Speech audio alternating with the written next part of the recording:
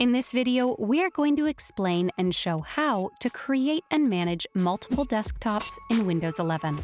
Let's begin. With a redesigned icon on the taskbar of your Windows desktop, it makes it easy to create and manage multiple desktops.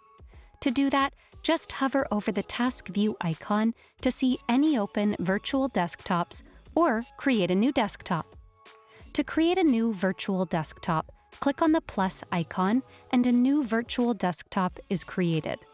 These desktops can then be rearranged as needed, and apps that are in one desktop can be dragged into another. You can use different wallpapers for each virtual desktop to better differentiate them. Right-click on the desktop, choose Personalize, then click on Background, and choose a different image on each desktop.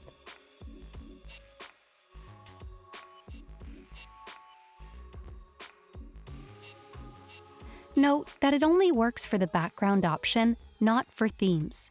But if you choose a theme, it applies to all virtual desktops. This video serves as your ultimate guide to creating and managing virtual desktops on your Windows 11 device.